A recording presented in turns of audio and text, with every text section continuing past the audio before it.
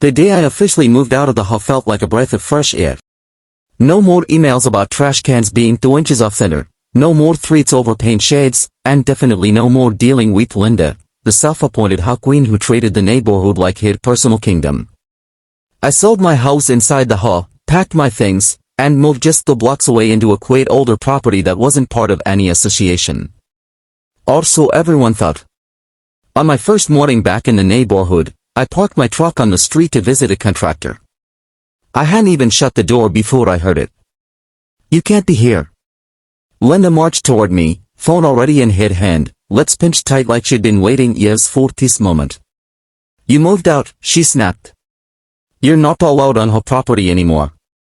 I calmly explained that I was on a public street and had every right to be there. That only made things worse. "Oh no," she sighed loudly, tapping her phone. "You don't get to break rules anymore. I'm calling the police for trespassing." Neighbors peeked through blinds. A few stood on porches, pretending to water plants while clearly listening. Linda smirked like she'd already won. "You did this to yourself," she added. "Leaving the HOA doesn't mean you still get privileges." I didn't argue. I just leaned against my truck and waited. When the police cruiser arrived, Linda rushed over, talking fast and pointing at me like I was a criminal. "He doesn't live here," she told the officer. "He moved out and keeps coming back. He's trespassing and harassing residents." The officer turned to me. "Sir, is that true?" "I don't live in the HOA anymore," I sighed evenly. "But I'm not trespassing." Linda laughed. "See?" He admitted it. The officer frowned. "Do you own property on this street?" "Yes," I replied. Linda scoffed.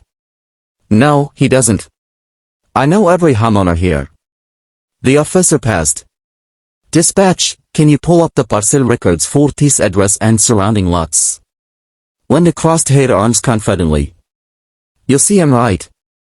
The officer looked at his tablet. His eyebrows slowly rose. "Man," he sighed, "according to county records, he owns this property." Linda's smile faltered. "That's impossible." The officer scrawled. Then stopped. "And this one," he added. "And this one too." Linda's face drained of color. "Actually," the officer continued, turning the screen slightly toward her, "he owns every property on this side of the block." Silence spread across the street. "That's a mistake," Linda whispered. I finally spoke again. "I moved out of the HOA. I didn't move away." Linda shook her head. You didn't." The officer cleared his throat. "Ma'am, there's no trespassing here. In fact, he's well within his rights to be present." Linda's voice cracked. "But, he can't just." I smiled politely. "I can." And I did. The officer handed the tablet back to his cruiser. "I suggest you stop making false reports. That can carry consequences." Linda stood frozen as the cruiser pulled away. But the real shock hadn't even hit her yet. By the next morning, the neighborhood was buzzing. Word spread fast when public records don't lie. Linda tried damage control, knocking on doors, telling neighbors there had been a clerical error. But the truth was already out. I hadn't just bought on a property. Over the past year, I'd quietly purchased every home on the block as owners retired, relocated, or downsized. No drama. No announcements. Just clean, legal transactions. And now, every one of those homes was mine. That afternoon, Linda stormed over again, this time without her phone. "You did this to embarrass me," she hissed. "No," I sighed calmly. "You did that yourself." She pointed at the houses. "You think owning them gives you power here?" I nodded. "Actually, yes." She laughed nervously. "You're still not part of the HOA." "That's correct," I replied. "But your HOA boundary isn't right here." She blinked.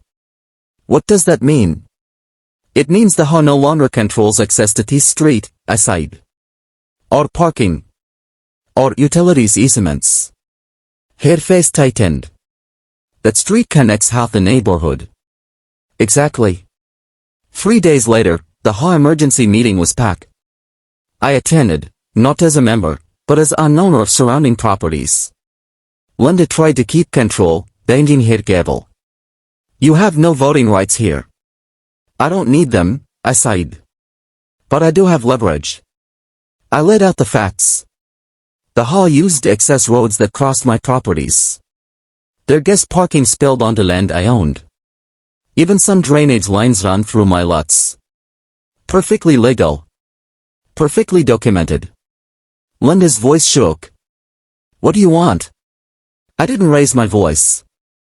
On into harassment. Public apologies to residents you find unfairly.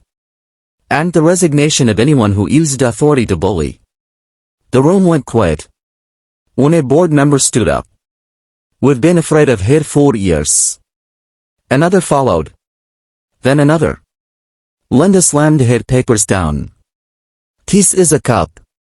No, I sighed. It's accountability. By the end of the meeting, Linda was removed from the board. The HOA bylaws were amended. Fines were refunded. Rules were revised. 2 weeks later, Linda put her house up for sale. I didn't buy it. Someone else did. And for the first time, the neighborhood felt peaceful. As for me, I still park my truck on that street whenever I want.